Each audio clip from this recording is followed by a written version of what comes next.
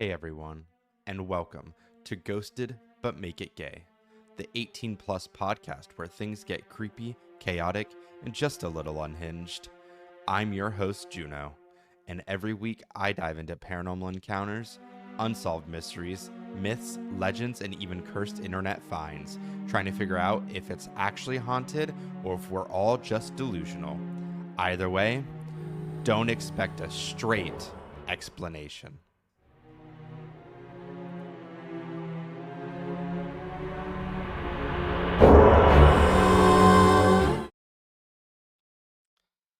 Hello, and welcome back, listeners. I'm your host, Juno, here on Ghosted But Make It Gay. Thank you. And welcome in new listeners. Hi, how's everyone doing today? Today is the Tuesday of this posting. So if you're listening to this Tuesday, later this evening, I recorded it earlier today because I've been studying to pass an exam and I passed. I did it. So that's exciting. And other than passing the exam, I've also been watching my employee slash coworkers jumping spider while she's on vacation. So that's been fun. And yeah.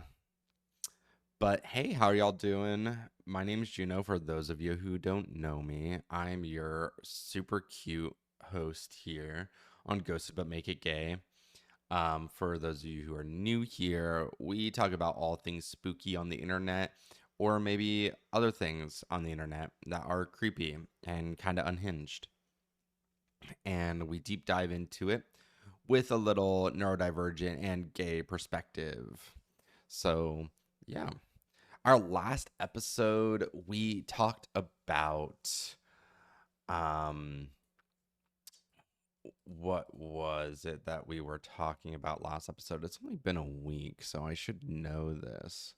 Skinwalkers, Wendigos, that's what it was. Yeah. And that's what transitioned us to this episode. So have you ever been in the woods and suddenly realized it got like too quiet out there? Or all the noise just kind of stopped? Or like you hear a twig snap in the distance and all like the sounds of the forest got unnecessarily quiet? Yeah, that's what we're talking about today. We are talking about forests. Now, I love going out in the woods, or at least I used to when I lived in a more wooded area. Um, with my friends, we would go. We went in the true story. One of my forest spooky stories. I had gone into the woods with my friend Kate. Her name was Kate. And this was when I was in like middle school, almost freshman in high school. And I think she was like a school year above mine. Katie, I remember Katie M. I'm not going to say her last name, and we had gone into the woods because she was a smoker and we would like go to the park and hang out and then kind of adventure into the woods. And me and her would sometimes like get Chinese food together once in a while, walk over to like the little Chinese place next to the Giant where I lived. And one day we found in the woods this really creepy octopus like toy, like a kid's toy that would teach you the colors of like different colors that it had. Like there was like buttons, I believe, but in French. I wonder if I can find a picture of it. Not that y'all would be able to see the picture, but French color octopus toy for kids. Oh my god, yes. That's what it was. Baby Einstein Octo Plush Musical Plush Learning Baby Toy for Infants. Is that it? That has to be it. That looks exactly like it. That's crazy. Okay. Whoa, flashbacks. But we found it, and Katie wanted to take it back and like clean it because we found it like just like in the mud in the woods. It was a bad idea. She wanted to like clean it, and she like knew some of the kids in the neighborhood that she like had babysit before, and she wanted to maybe see if it was like one of theirs or something. But that led into a lot of creepy happenings for Katie. So there was this time when we were walking around at night in our neighborhood. Like normally I would stay out until like 9 or 10 p.m. at the latest. And so me and Katie would like walk around the neighborhood, just like go like just walking down each of the alleyways and streets and stuff in my little neighborhood. And we had walked in the like road that goes behind her house, and I had looked up in her window, and there was like a figure there. I still remember to this day. It was some like creepy older looking man, and I saw it for a brief second, didn't realize what I saw, and when I looked back he wasn't there anymore, and I said something immediately to Katie, and she got so white, like pale, because and like terrified, because come to find out, she explained to me that she still had that little octopus toy in her room, and it had no batteries in it. She had only ever like cleaned it so it wasn't like muddy, and like restitched up one of its like um tentacle things, and it would turn on at night, always around the same time. And it was uh something that she started to notice wasn't like electrical, there was no batteries in it, and it would happen every night at the same time around like 1 or 2 a.m., like right as she's like finally asleep. And one of the nights that she had woke up, there was a creepy older figure in her room, like older man. And she thought that she was like having sleep paralysis, or it was like a shadow figure and stuff. And it was just like something that she did not vibe with. So when I told her that, she was like, "What the fuck?" And so we did. She was she was a very spiritualist person.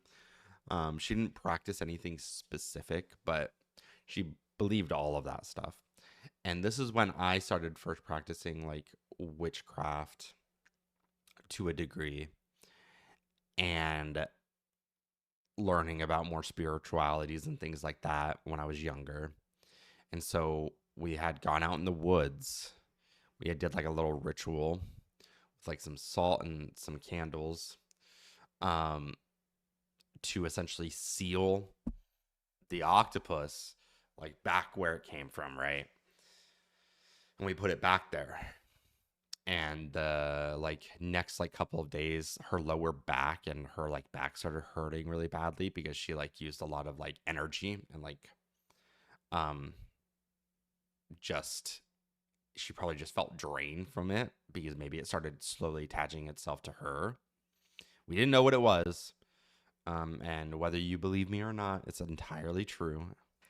I'm not here to try and scoop out your belief if you are a skeptic, but yeah, it was messed up. She didn't experience anything, I don't think, afterwards, but whoo, yeah. But yeah, so forests, creepy. Don't take things out of the forest that are probably shouldn't be there. like toys or creepy dolls or things like that. Um, but yeah, because forests are beautiful during the day, like we think, there could be nothing wrong with them. But if you listen to my episode during the Fae, forests inhabit a lot of different beings and energies in there that we can explain. There's some forests that we've never even fully explored here in the US, some national parks that people haven't even been through or mapped the entirety. So, let's talk about the forest. Maybe not their beauty at day, but how creepy they get at night.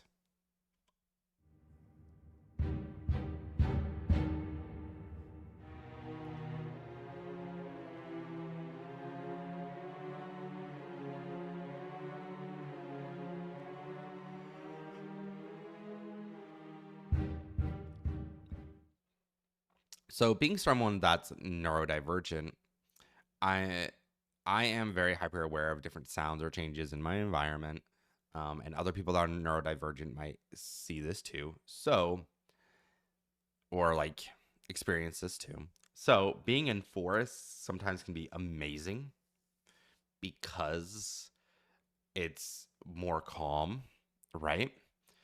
But they can also get overwhelming really fast because we'll notice the changes quickly, and that's where things get creepy. So, why do forests scare us? So, we're going to start with the science part of this here. Every episode, I try to go into a more scientific, logical explanation for certain things for those of you who are new here. So, why do forests scare us? Well, bullet point, sudden changes can happen in a forest. There's lack of visibility or control. You can always feel like a sense of being watched due to the animals or, life that's in the forest. Forests have a natural darkness about them just because there's a lot of shade, not a lot of sunlight. And humans are evolutionarily wired to fear the forest. There was actually a study. This was found on Science Direct, but it was published by um, a few different researchers um, in Germany, University Clinic of Hamburg Eppendorf, Clinic of Polyclinic for Psychiatry and Psychotherapy. There's the Max Planck Institution for Human Development, Center of History of Emotions, and Max Planck Institution of Human Development, Leismeider Group for Environmental Neuroscience. All two of them in Berlin, Germany, one in Hamburg, Germany. This was researched and received in April of 2024 and revised in July of 2024, fully accepted in July of 2024, and then published online in July of 2024. So there was the revision acceptance and online availability was like a 3-day period. And so essentially they did a investigation of the implicit and explicit fear reactions to forests. The highlights are basically they compared parks and houses and forests, and how they are rated with more fear and danger. Also, they found an implicit level that forest was rated with more fear compared to house. And the implicit reaction showed a positive valence and approach tendency for forest. So, according to their studies, the materials and methods that they use, so according to the effect sizes reported, and I'm reading from the article here on sciencedirect.com, according to the effect sizes reported in previous investigations of the priority sample size calculation for a within subject experiment, using G-power resulted in the need for 128 participants per stimuli. So they did 256 participants. Sample A was forest versus parks, and sample B was forest versus houses. Recruitment was conducted using online advertisements and flyer distributions. To avoid demand characteristics, the study was advertised an investigation of reaction times. The study included participants aged between 18 and 60 years old, currently living in northern Germany, who did not have a diagnosed psychiatric, neurological, or dyslexic disorder, and had a normal or corrected to normal vision. We limited the recruitment in geographical scope since most of the stimulus photos are typical of geographical region in northern Germany. The stimuli, research aims, and hypotheses were concealed prior to participation. In total, 279 participants provided informed consent, with 23 dropping out before completion. Therefore, the final sample consisted of 256 participants randomly assigned to one stimulus group. Group A received park and forest stimuli, and Group B received house and forest stimuli. And this table here shows that they also showed the stimuli and compared it by female, male, and non-binary, or both neither diverse gender. Different ethnicities, so person of color, European, Asian, Middle Eastern, and Latin American Hispanic is how they categorized it. Household income,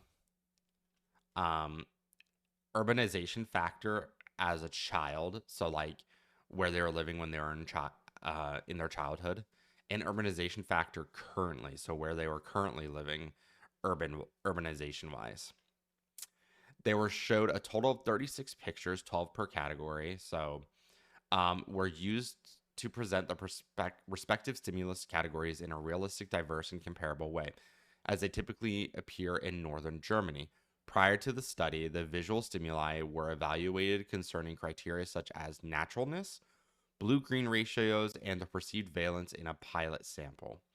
Furthermore, the social connotations of specific urban locales and an absence of distracting object and water were considered. Finally, we selected 30 pictures from a local photographer, Bell in 2021, and 6 additional forest pictures from the Swiss National Forest inventory, closely matching northern German forest biomes.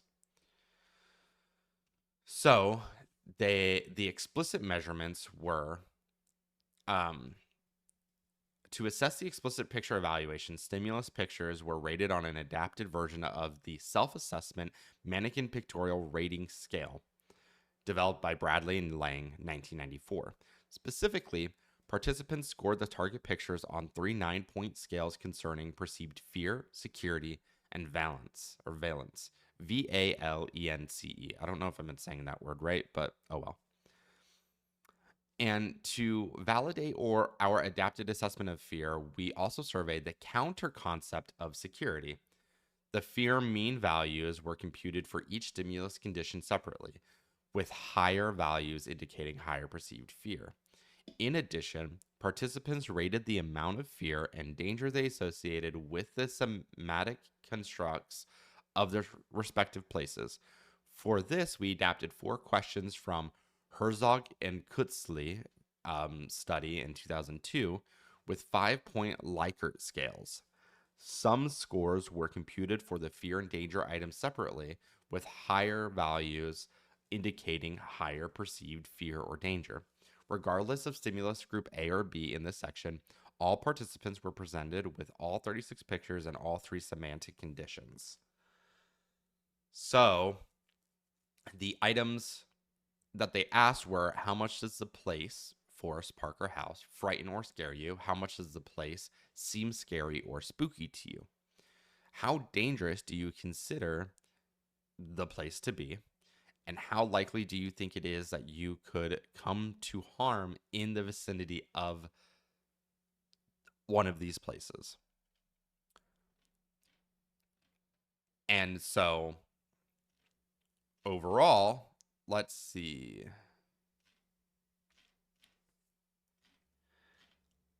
Let me find the results on here. They also had some other tests that they did. Oh, yeah. So the results here. So the main effects of the three implicit dependent variables are represented in table 4 here. Overall, overview of all models and model parameters can be found in supplementary. A significant differences was found in stimulus group A for the SPP difference score between forest compared to park. This effect reveals an unconsciously positive response tendency towards forest as a difference score. As the difference score was significantly lower in the forest priming compared to the park priming. In stimulus group B, no significant difference was found comparing forest and house. In the AMP fear rating, a significant difference was found only for stimulus group B, with a higher fear values for forest compared to house.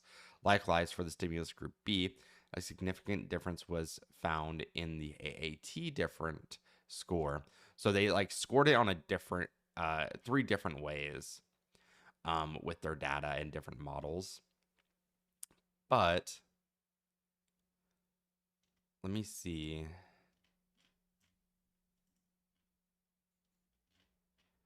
They also did an avoidance task. Yeah, so approach avoidance task AAT was implemented to assess the behavioral approach or avoidance tendencies. And then all analyses were carried out in R version 4.3.2, R core team 2023. So I'm trying to find the results here because they end up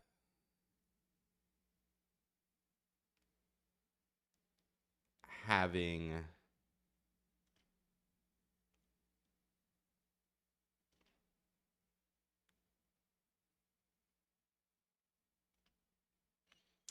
forest. Yeah. So fear items and danger items are questions that they asked. And um, with explicit measurements, forests with the raw data came out on top with higher fear.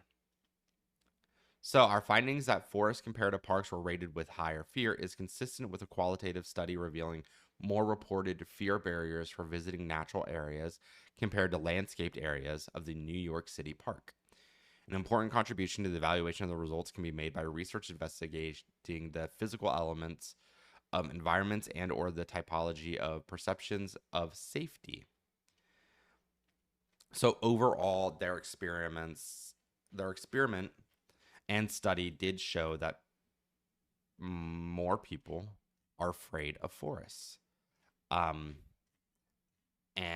there is a little bias in the study, being that they only took sample size from Germany, which is where they base their study on.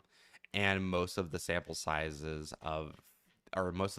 of pictures are what typically appear in northern Germany.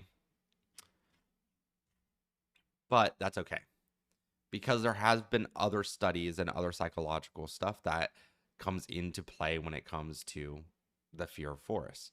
One of them we've talked about multiple times already on this podcast, and that's the uncanny valley effect, and being evolved from a species that had this fear as part of their evolutionary state because of things that used to hunt them in the past, or that used to hunt us in the past. And we don't know what those things were, but they looked almost human-like, you know? So that's why forests scare us overall. But we're not going to be just talking about the spookiness of forests. We're actually going to dive into some of the haunted forests of the United States. And we're going to talk about that. And then we're going to get into some stories directly connected to one of the spookiest forests and mountain ranges in the United States, the Appalachian Mountains, or Appalachian Mountains, or however you pronounce it. So let's dive right in.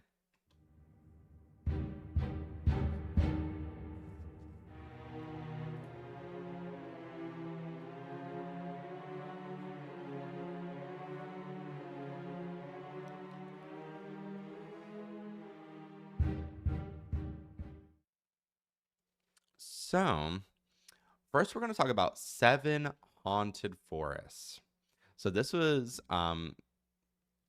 published by the arborday.org on October 31st, 2016. So for Halloween, they published a little article about the 7 most haunted or 7 haunted forests that will give you the chills.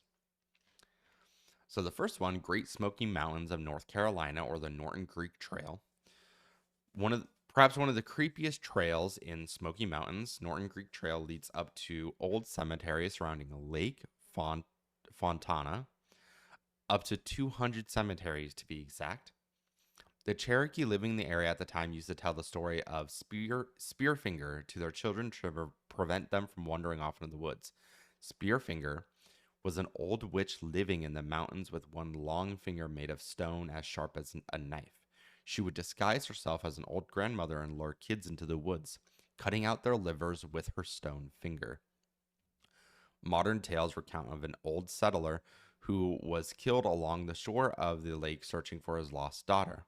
Today, many hikers lost along the trail claim that a light helped lead them out of the woods and into safety, said to be that of the old man and his lantern. Creepy. The second one, Gettysburg National Battlefield in Pennsylvania, or also called Devil's Den. And if you venture beyond Michaux State Forest, that's Michaux, and the 3 state parks surrounding the Gettysburg Battlefield, you'll come across the old battlegrounds of the glorious battle of the Civil War, where more than 51,000 soldiers were killed, wounded, or went missing. Now, it's no surprise that it would also be one of the most active paranormal spots in the world. The Devil's Den, a piling of boulders, has a reputation for apparition activity and odd occurrences. The most common sighting is that of a barefoot man with a floppy hat and rugged clothing, commonly stating to visitors, "What you are looking for is over there." It's said to have been haunted even before the war, adding to the chills and thrills of the historic landmark. The third national park, the Mammoth Cave National Park in Kentucky. Tucked away within the forests and hills in southwest Kentucky lies Mammoth Cave National Park, home to the longest cave in the world. This underground cave system okay, hold on. Let's be real. If you're cave diving in the year of 2026, you're the problem. Absolutely not my issue. You should not be going in cave systems that are haunted. Forest, I don't know. You can't get trapped claustrophobically really in a forest. Maybe you can feel claustrophobic with the trees and stuff, but I don't know. Cave systems, no, absolutely not. Not to mention that this cave system, Mammoth Cave National Park, the original discoverers of the cave believed it should be a burial ground, that by burying the dead in the cave, spirits could transition to the place they would rest in the afterlife. One tale states that old spirits laid to rest never found their way to the afterlife and tantalized tourists visiting the cave. Another says early explorers became lost within the caves and died searching for their way out. There have been multiple accounts by both visitors and park rangers of unusual events happening in the cave. Now, the fourth forest is in New Jersey Pinelands. The tale of the Jersey Devil, formerly known as the Leeds Devil, is the most common tale coming out of the Jersey Pinelands. Said to live in the marshes in southern New Jersey, folklore of the eerie creature dates back to the 1700s, when a woman by the name of Deborah Leeds discovered she was pregnant with her 13th child. She was so upset by the news, she cursed the child, stating it was the devil himself. When she delivered, the horrifying creature flew up the chimney and into the woods. The creature is said to live along Belladonna Trail, and thousands have reported seeing the Jersey Devil or hearing his screams.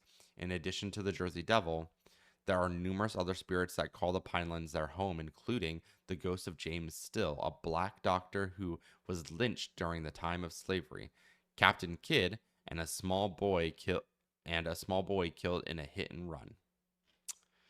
Yeah, the Pinelands of New Jersey, very creepy. I've read about them before. And then some honorable mentions. So the 5th, 6th, and 7th forest listed here: the Old House Woods in Virginia.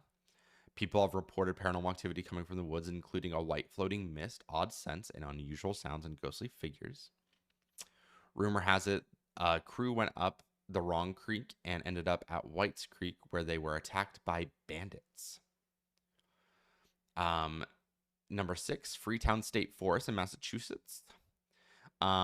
This forest has a lot of paranormal phenomena ranging from UFOs to ghosts to balls of fire. And then number 7, Devil's Tramping Ground in North Carolina.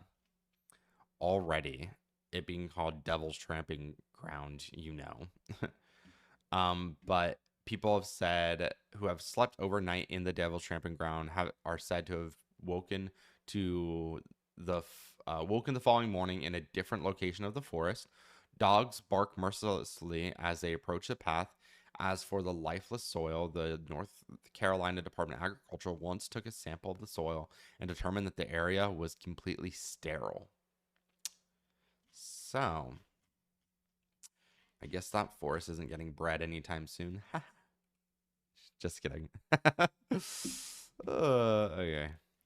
Well, that being said, those are the 7 haunted forests in the U.S. that I found the scariest, not including the Appalachian Mountain region. There are many other forests in the U.S. that are haunted and creepy and have their own myths and legends, but these ones on this article from the Arbor Day Foundation were my favorite. So, now let's talk about the Appalachian Mountains. We know that the Appalachian Appalachian Mountains have a long history of isolation, folklore, mimic stories, and a lot of rules for people that live in the heart of it. So, like, don't whistle at night, or if you hear something, no, you didn't. If you saw something, no, you didn't. And strange disappearances. So people from the Appalachia don't joke about any of this stuff. If you live in Appalachia, then if you're listening to this, then you know what's up there, and you can vouch for me, even though I don't live there, that it is one of the scariest areas in the U.S. when it comes to forests and mountain regions, hands down. It's not just fear of ghosts, but it's fear of something physically being out there. There is things beyond our comprehension living in the Appalachian Mountain region. Whether you believe me or not, that's my belief. That's my truth. I'm putting it out there. There is a evolutionary inherited fear built in that area. It could have been a fear from a long time ago that the inheritance and generations that have lived there continued this fear, and it could have manifested entities. But I think that there's been things in there for a long time before we were even around that called that area its home, and as the world evolved, it fed off of the fear. So, let's get into these Appalachian Mountain stories.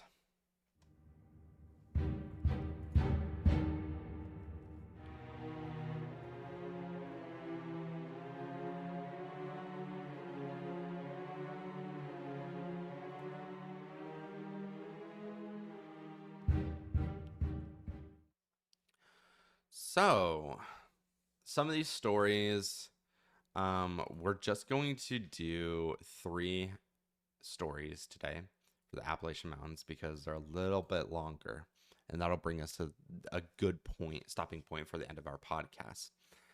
And then we'll do our little outro and talk about what we're going to be doing for next episode. So, I live in the heart of the Appalachia, and this is easily the most terrifying story of one of my experiences. This story may be short or it may be drawn out. I am recounting these events as I type, as it was honestly one of the most horrifying things I've experienced and brings me genuine distress to think about. This happened maybe 2 to 3 years ago.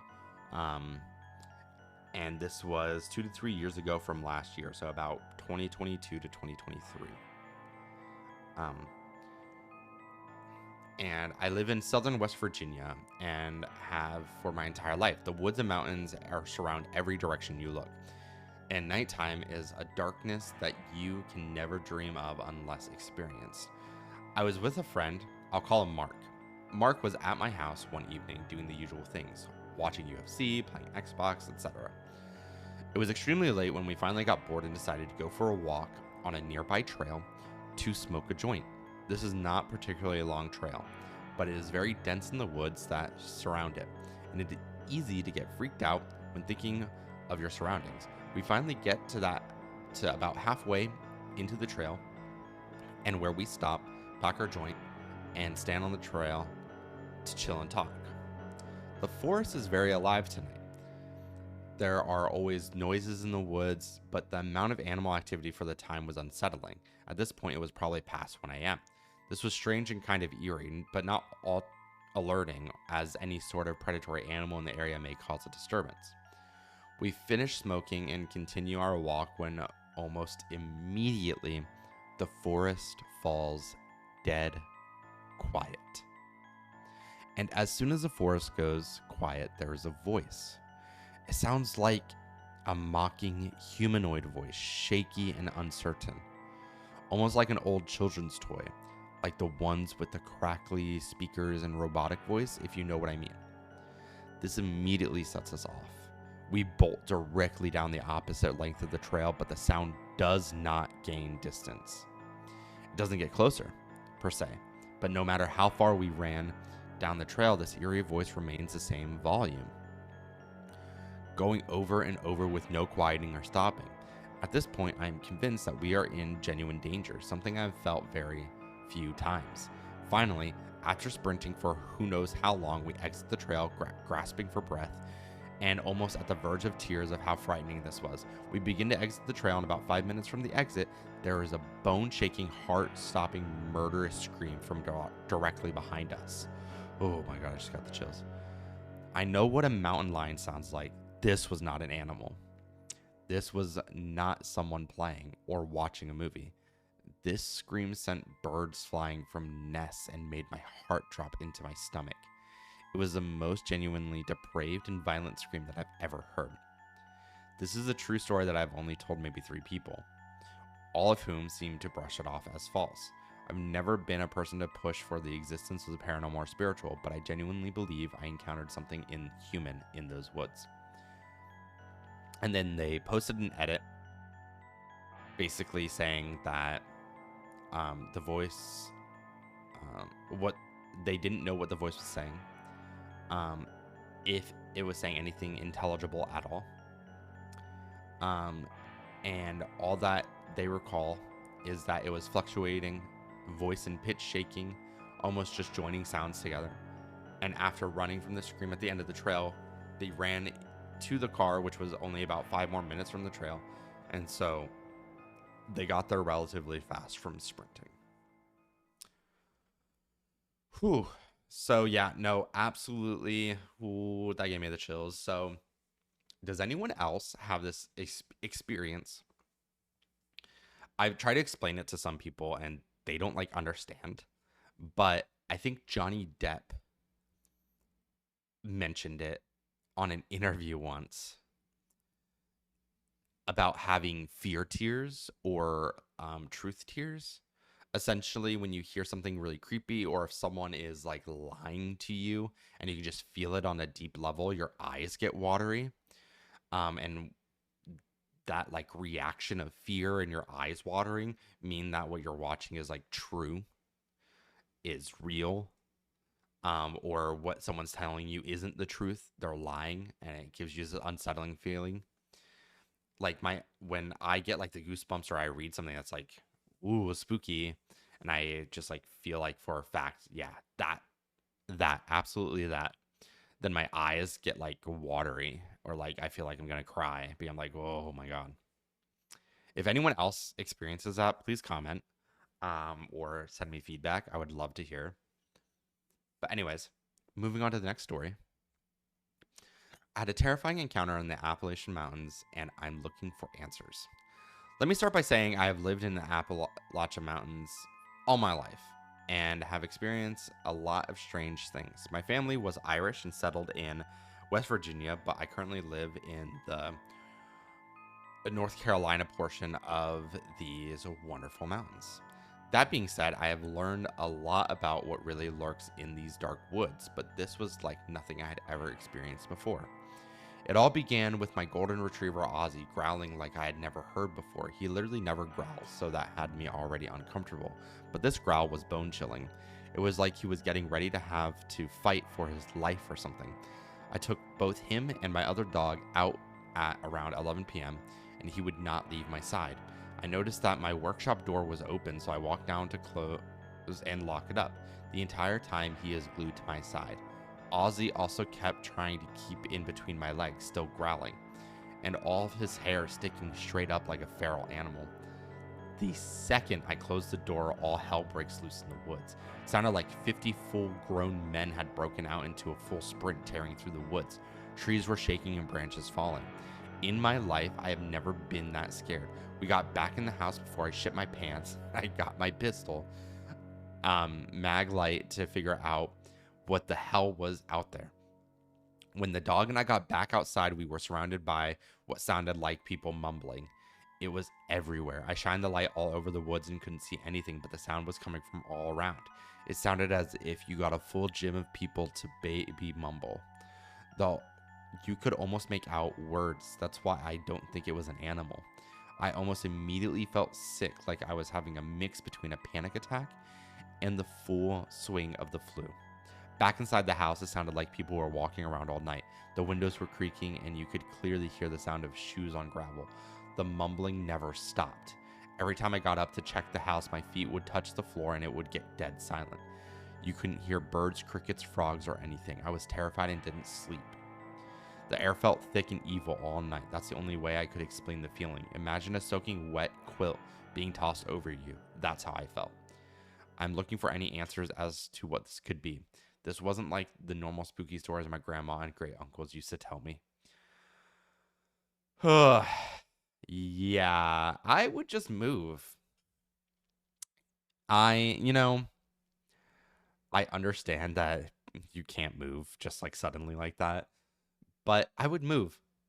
I would live in your car at this point, somewhere else. OP, just what was that?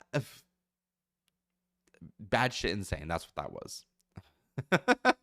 Get out of the forest, dude. All right. And then for our last story, let me tell you what I saw in the Appalachian Mountains. Hello, all. Originally, I'm from West Virginia. I moved around the Appalachian and the Midwest some as a kid. Between the ages of 10 to 13, I lived in rural Kentucky in the foothills of one of the oldest mountain ranges on the planet. I lived with my dad and my grams. We lived in what we call a holler. Think of it like a cul-de-sac in between a set of foothills. We lived in the middle of the neighborhood with nothing but family on both sides. No one lived across from us or behind us because of the foothills. When I moved in, my grams had some rules I had to follow. At the time, I chalked them up to hillbilly stranger danger. There were things like don't mess around with the wild animals, don't go out in the woods alone. Then they got a little weird. Don't whistle. If you hear your name, don't answer and don't go to it. And if you see someone in the woods you might know, you didn't. And just come home. This experience happened in August when I was 11. My dad and I had mowed a path through the tall grass and berry bushes to the left of the double wide we lived in. We camped out there a lot because it was close enough that we could check on my Grams. Now, when you're in the woods, things are louder than you think. You have animal life, bugs chattering, wind through the trees and grass. There was a stream that ran along the road you could easily hear. That night, we added the campfire to that list. My dad decided to go back up to the house about a quarter mile to get more beer and to check on Grams. Before he left, he told me not to mess with the fire. After a few minutes of watching the fire, things started to get quiet, like real quiet. The wind had all but stopped, bug and animal sounds were all gone, and the stream sounded like it was miles away. I was getting uncomfortable even though I've been left at the campground before like this. Then I started to smell and taste it. It was in the back of my throat out of nowhere, this awful metal tang. After a few more moments of dread, my dad came back. He was mad right away, said he could smell burning metal coming up the trail. He accused me of tossing beer cans in the fire. I told him I didn't, and even pointed to the fire to prove it. He said there was a storm coming in and we needed to get back home, and he let it go. We left the tent and started our way back.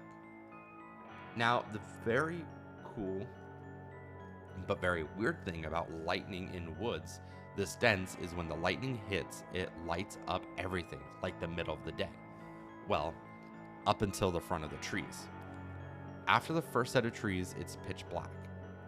There are no street lights, and unless you have lights on your property, it's completely black.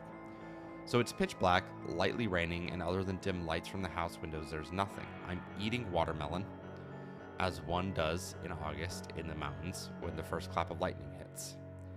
Everything is as bright as it can be. After the second passes, it's black as pitch, aging.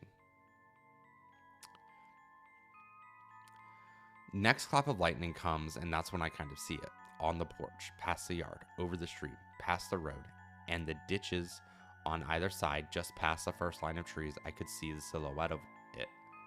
Then it goes dark. This is also when I start to taste the same awful burning metal. I'm not really sure what I saw, so I just kind of stay still. It's a few moments before lightning hits again. The figure is now closer, standing side by side to the trees. Then it's back. Aging? Hold on.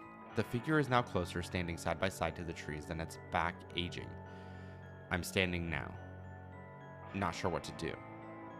It's been 20 years to this day, and I've tried, but could never fully describe what I saw. This thing's head wasn't proportioned to its body. The arms were too long and the torso didn't fit right.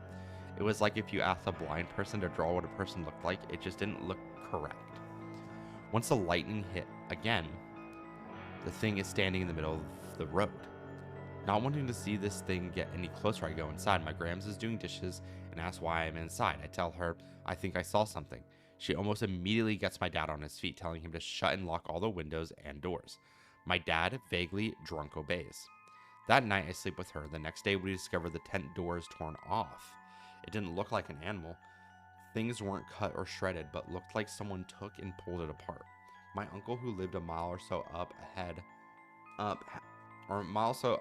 all 8 chickens killed, heads gone, no blood. The next week, all the kids had to wait for the bus with an adult. My dad had to be late for work for almost 3 weeks. Anytime I tried to talk about it, I just had to change the subject. I just figured I was a kid and it wasn't important or real. It wasn't almost until years later I finally understood. I was in my early 20s and some cousins were in town for Halloween. As I was telling them this story, my aunt got irritated with me saying, "Don't you tell them that. Don't you put that evil on them." After I couldn't help but think back on all the times I tried to talk about it and how I was shunned, my kid mind not realizing it wasn't as simple as a subject change, but then actively shushing me. Once I started dipping my toes in Reddit, I realized there was a name for this fucking thing. The same name my auntie had called it that day at the party, and other people have seen it. The Goat Man. What bothers me the most is how to this day, I couldn't describe any feature nor I ever tasted what awful burning metal taste. So, friends, if you ever find yourself in the foothills of Kentucky, please remember my Graham's rules. There's a lot of misspellings in that kind of like tripped me up when I was reading, so I'm sorry about that. But I think you got the gist of it. And yeah, no, if I am like standing outside or looking through a window and lightning strikes and I see the tall silhouettes in the woods, I'm done. I'm done for the night, done for the next day, done for the next week, done for the year. We're moving somewhere else. Why are we living here? I don't understand. You shouldn't need creepy, you know, non-explainable supernatural rules for somewhere that you're living. If you do, maybe just don't live there. I mean, like, what? It's probably cheap though to live there. Let's be real. But anyways, let's close out this podcast.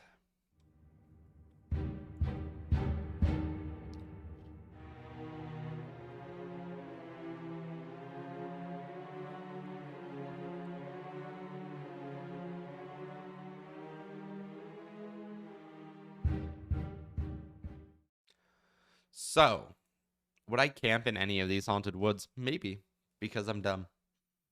Um, you know, there is a niceness in the isolation that you get in the woods and some feeling of safeness, at least for me as someone that had a lot of fear of isolation growing up due to being LGBT. In the woods, because of how creepy it is, I feel a little bit more accepted, or in the forest at least. And I think nature, doesn't care about who you are. So you get this like more in tuneness with nature, in my perspective, in my feeling, being a gay person. This is kind of like my reflection on that. But, you know, there's still some fear that exists for some reason. And if everyone else is experiencing this fear of forest, then that means there's definitely things in the forest that we can't explain. So imagine if you're walking through the woods at night and hearing something moving nearby and then hearing your own name. Yeah, absolutely not. That's what all these stories kind of give me the vibe of. And if you are one of those people who are dumb like me and love the forest and would camp in one of these haunted places, let me know. If you had an experience like this, I absolutely need to know. Need to know, need to know, need to know, please. I am trying to make my podcast immersive. So please tell me your spooky stories, spiritual experiences, anything that has to do with the supernatural. And with that being said, also please tell me creepy stories among all things, even if it's not the subject of this episode or next episode. Please email your experiences to me at ghostedbutgay@gmail.com. That's ghostedbutgay@gmail.com. Ghostedbutgay@gmail.com. Let me know your experience and I will feature it in the next episode or whatever episode the experience best lines up with. Now, you can even tell me your experience for the topic of next episode, which next episode we're going to be talking about something more urban legend-y.